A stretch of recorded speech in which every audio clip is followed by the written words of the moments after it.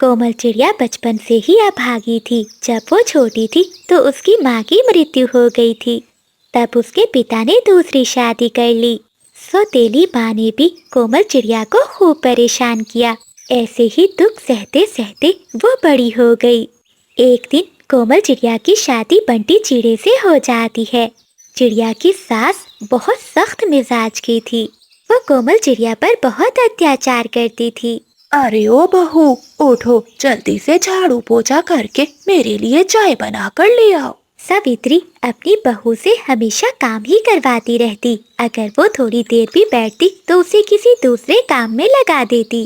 बहू, तुम्हारे साथ जिन जिन पक्षियों की शादी हुई है, अब तक तो उनके बेटे हो चुके हैं। मैं बता रही हूँ, मुझे भी बेटा ही चाहिए। कुछ ही दिनों बाद कोमल चिड़िया एक अंडे को जन्म देती है, जिसमें से एक प्यारी चिड़िया बेटी बाहर आती है। जब सावित्री चिड़िया की बेटी को देखती है तो बहुत गुस्से में आ जाती है। अरे ओ कलमोही, बोला था ना कि बेटा चाहिए, बेटी नहीं। बंटी चिड़ा चुपचाप खड़ा अपनी माँ की बातें सुन रहा था। वो अपनी माँ को एक बार भी नहीं समझाता। अगली बार कोमल चिड़िया फिर से एक अंडे को जन्म देती है। सुन ले, अगर इस बार बेटा ना आया तो तेरी खैर नहीं होगी। लेकिन कुछ दिनों बाद उस अंडे से भी एक चिड़िया बेटी बाहर आती है। ये देखकर सावित्री आसमान सर पर उठा लेती है। ऐ ऊपर वाले, लगता है मुझे पोते का मुंह देखने को नहीं मिलेगा। ये बहू तो बहुत मनहूस है। तू ऐसा कर मेरे बेटे, तू दूसरी शादी कर ले। माँ, इसमें कोमल की कोई गलती नहीं है। एक बार फिर से इंतजार करके देख लेते हैं। अब की बार तू जैसा कहेगी मैं वैसा ही करूँगा। ऐसे ही कुछ दिन बीत जाते हैं। कुछ दिनों बाद कोमल चिड़िया फिर से एक बेटी को जन्म देती है। निकल जा, मेरे घर से निकल जा और अपनी तीनों बेटियों को भी लेकर जा। अब मैं तुझे इस घर में नहीं रख सकती। ऐसा कहते हुए सावित्री अपनी बहू और उसकी 3 बेटियों को घर से निकाल देती है। बंटी, तू चिंता नहीं कर, तेरी मैं शादी पारो चिड़िया से करवाऊंगी। वो बहुत सुंदर है। सावित्री अपने बेटे की शादी पारो चिड़िया से करवा देती है। बेचारी कोमल चिड़िया अब कहाँ जाती। वो अपनी 3 बेटियों को लेकर सामने वाले पेड़ पर एक तिनकों का घर बनाकर रहने लगती है। कोमल चिड़िया अब जंगल के पक्षियों के घरों में झाड़ू पोछा करने लगी थी। इसी तरह वो अपनी बेटियों का पेट पालती थी। कोमल चिड़िया के सामने ही बंटी चिड़ा अपनी दूसरी पत्नी के साथ रहता था। सावित्री अपनी दूसरी बहू का बहुत ख्याल रखती थी। ऐसे ही कुछ महीने बीत जाते हैं। कुछ महीनों बाद पारो चिड़िया के अंडे से एक बेटा पक्षी बाहर आता है। ये देखकर सावित्री तो बहुत खुश होती है। वो घर के बाहर जाती है और कोमल चिड़िया को सुनवाने लगती है। बहू हो तो ऐसी, बहुत भाग्यशाली बहू है मेरी। जरा देखो तो, आते ही पहले बेटे को जन्म दिया है, और ये दूसरी कमबख्त बहू है कि घर से निकाल भी दिया फिर भी पीछा नहीं छोड़ती। अपनी काली छाया सुबह शाम हम पर डालती रहती है। कोमल चिड़िया जब ये सारी बातें सुनती है तो उसे बहुत दुख होता है। कोमल चिड़िया दिन रात पक्षियों के यहाँ काम करती थी, मगर उसे इतने पैसे नहीं मिलते थे जिससे उनका परिवार पेट भरकर भोजन खा सके। मेरी बच्चियों, तुम्हें और भूख तो नहीं लगी? माँ, लगी है, थोड़ा सा तो भोजन था, पेट भी नहीं भरा।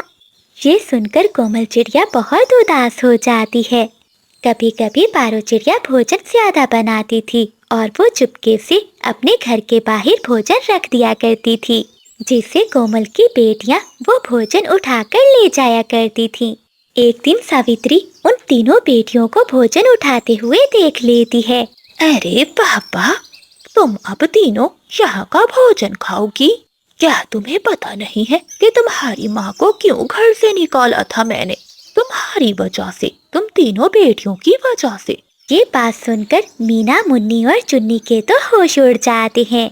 मीना अपनी बहनों से कहती है, अरे, मुझे तो लगा था इसमें मम्मा की गलती है, हमें क्यों निकाला गया।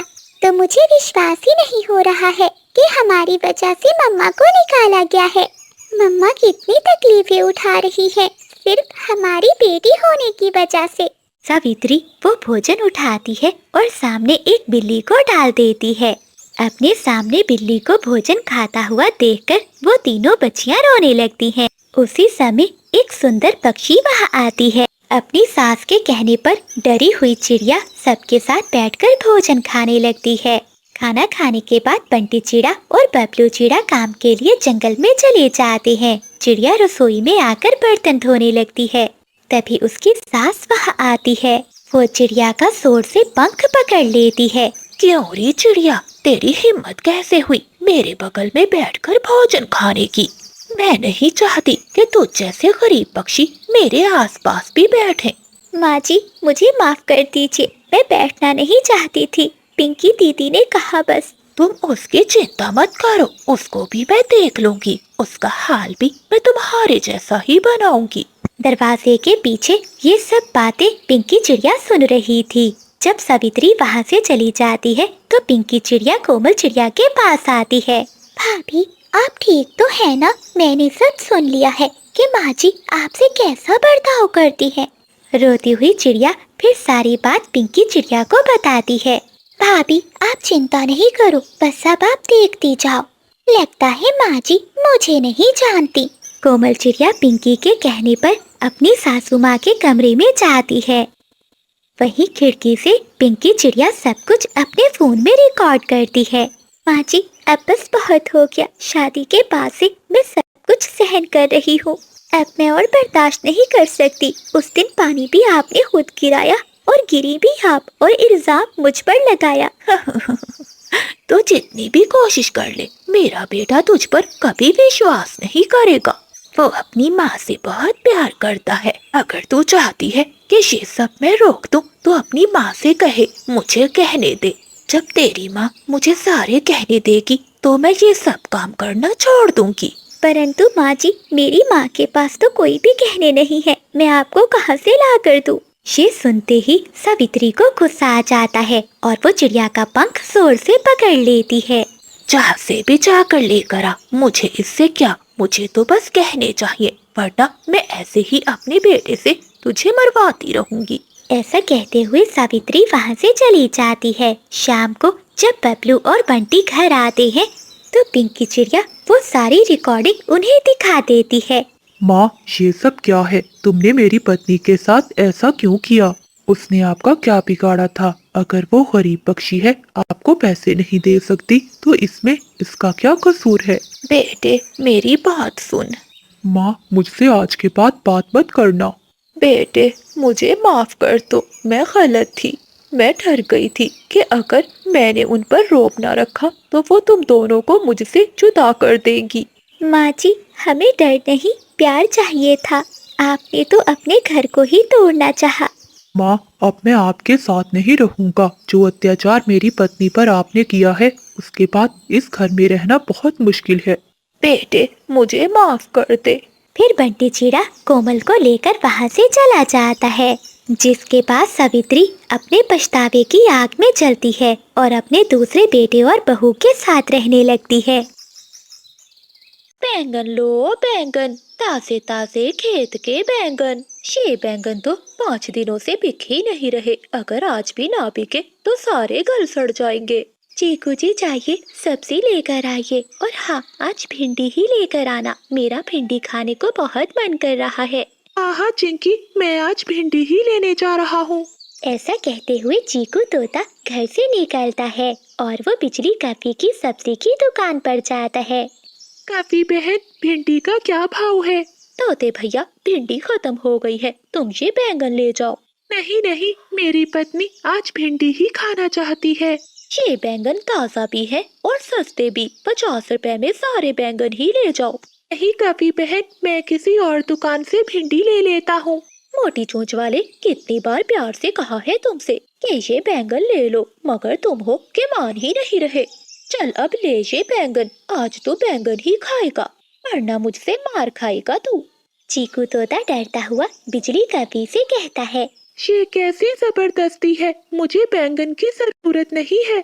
लेकिन डरा धमकाकर बिजली काफी अपने बैंगन तोते को बेच देती है। सारा दिन जंगल में सब्जी बेचने के बाद बिजली काफी अपने घर जाती है। बादल कौवा आराम से अपने घोंसले में सोया हुआ था। उठ जा निकम्मे, अब तो रात फिर से होने वाली है। बिजली, मेरी हवाई मोटर के लिए पैसे बने क्या? सब्जी बेचने से इतने पैसे नहीं बनते, जो पैसे बनते हैं उससे घर का राशन ही आता है। अगर मैं तुम्हें फ्री में सब्जी ला कर दूं, तो क्या तुम मुझे हवाई मोटर के पैसे दोगी? क्या फ्री में सब्जी? क्या तुम्हारी माँ के सब्जी के खेत है? हाँ, मेरी माँ के ही समझो। फिर अगली सुबह बादल कौवा टोकरी उठाता है और किसान के खेत में जाता है। वो किसान के खेत में जाकर छुपकर बैठ जाता है। वो अपनी टोकरी में किसान की सब्जियां चुरा चुरा कर डालता रहता है। थोड़ी ही देर में बादल कौवे की टोकरी सब्जियों से भर जाती है। किसान थोड़ी दूर खेतों में काम कर रहा था। उसे पता ही नहीं चलता कि कब कौवा उसकी सब्जी चुरा कर भाग जाता है। देखो, मैं ले आया, मैं ये सब्जी ले आया। अब तुम ये सब्जी बेच दो, देखना कैसे दुगनी कमाई होती है।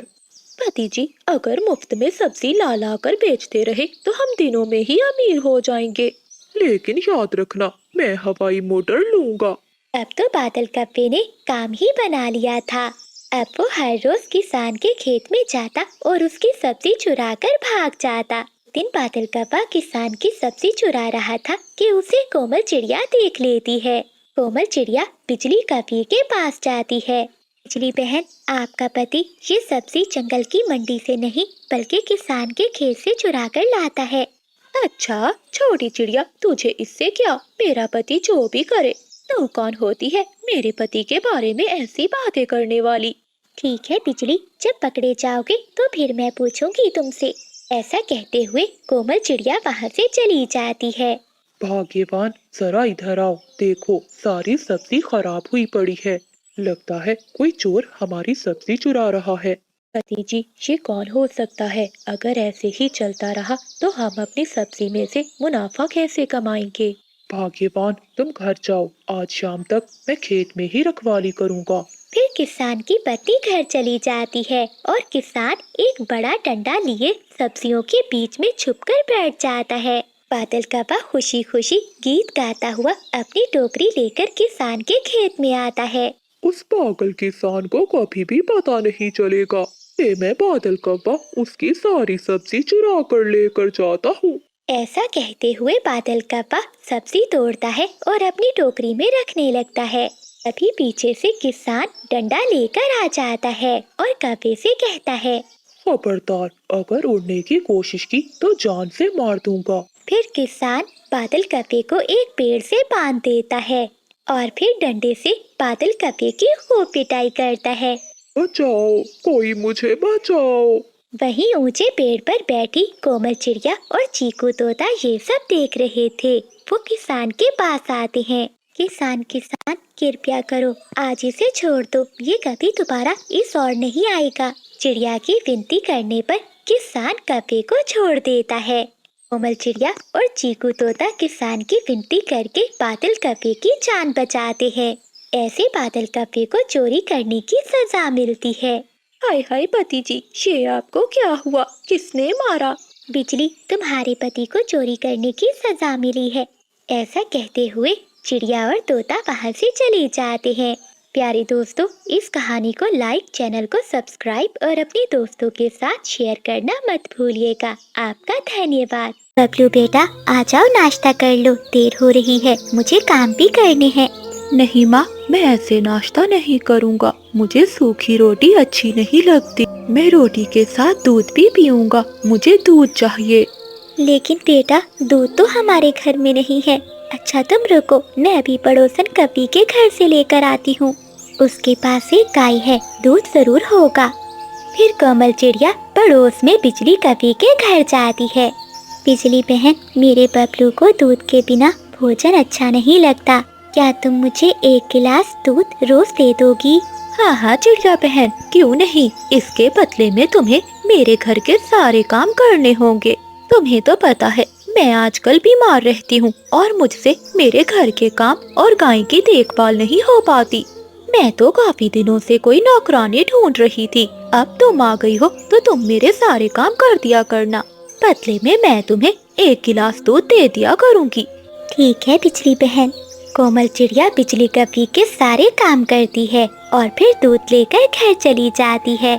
ऐसे ही वो जंगल में सभी पक्षियों के घरों में काम करने लग जाती है और कभी जंगल से लकड़ियाँ काटकर उन्हें जंगल के बाजार में बेचकर अपना और अपने बेटे का पेट पालती है। वो अपने बेटे का बहुत ख्याल रखती है, उसे अच्छा अच्छा भोजन देती है और पढ़ने के लिए स्कूल भी भेजती है। माँ, तुम कितनी कमजोर हो गई हो। जब मैं बड़ा हो जाऊंगा तो मैं आपको कोई भी काम नहीं करने दूंगा। मेरा राजा बेटा नौकरी करके पैसे लाएगा और मैं रानी बनकर राज करूंगी। ठीक है मम्मा, अब मुझे अच्छी अच्छी कहानी सुनाए। कोमल चिड़िया अपने बेटे को अच्छी अच्छी कहानियाँ सुनाती है और बबलू आराम से सो जाता है। अगले दिन कोमल चिड़िया रसोई में देखती है खाने के लिए कुछ भी नहीं था। जो थोड़ा सा भोजन पड़ा था वो अपने बेटे के लिए ले आती है और खुद कुछ भी नहीं खाती। माँ, आप भी मेरे साथ भोजन खाइए ना। नहीं बेटा, मेरे पेट में दर्द हो रहा है। अगर मैंने भोजन खा लिया तो और भी दर्द बढ़ जाएगा। फिर कोमल चिड़िया वहाँ से पानी लेने चली जाती है। बबलू वो भोजन खाता है और भोजन डालने के लिए रसोई में जाता है, लेकिन वहाँ तो हंडिया खाली थी। अरे ये क्या, ये हंडिया तो खाली है। अब मैं समझा, माँ के पास तो खाने के लिए कुछ भी नहीं था, जो था उन्होंने मुझे दे दिया। ये सोचते बबलू की आंखों में आंसू आ जाते हैं। ऐसे ही कई साल बीत जाते हैं। बबलू अब बड़ा हो जाता है। उसकी शहर वाले जंगल में नौकरी लग जाती है। अब वो अच्छा कमाने लगता है। कुछ ही दिनों के बाद बबलू की शादी पारो चिड़िया से हो जाती है। कोमल चिड़िया भी अपने बेटे के साथ शहर वाले जंगल में रहती है, लेकिन उसकी बहू पारो अपनी सास पर उल्टा सीधा आरोप लगाकर अपने पति के कान भरती है। पति जी, मैं माँ जी को कितना समझाती हूँ कि अच्छे से तैयार होकर रहा करें। देखिए ना, आपसे कितने पक्षी मिलने आते हैं। जब वो माँ जी को देखते हैं तो कहते हैं कि हमने एक नौकरानी रखी हुई है। पति जी, आपकी माँ हमारी जानबूझकर बदनामी करवाती है। हाँ नहीं तो क्या। हाँ पारो, तुम ठीक कहती हो। बबलू, मैं तो कहती हूँ माँ जी को पुराने वाले जंगल में ही भेज दो। ये सुनकर बबलू चिड़ा अपनी माँ के पास जाता है। माँ, आज से आप पुराने वाले जंगल में ही रहेंगी। मैं आपका खर्चा वहीं भेज दिया करूँगा। बेटा, अगर मेरे यहाँ रहने से तुम्हारी पक्षियों में बदनामी होती है तो मैं यहाँ से चली जाऊंगी। और बेटा, मैं तुम्हारा खर्चा लेकर क्या करूँगी? जब तक मेरे पंख चल रहे हैं मैं अपना कमा लिया करूँगी। उदास मन के साथ कोमल चिड़िया वहाँ से चली जाती है। कुछ दिन बीत जाते हैं। एक दिन बबलू चिड़ा अचानक बीमार हो जाता है। वो उल्लू वैद्य के पास अपना चेकअप करवाता है।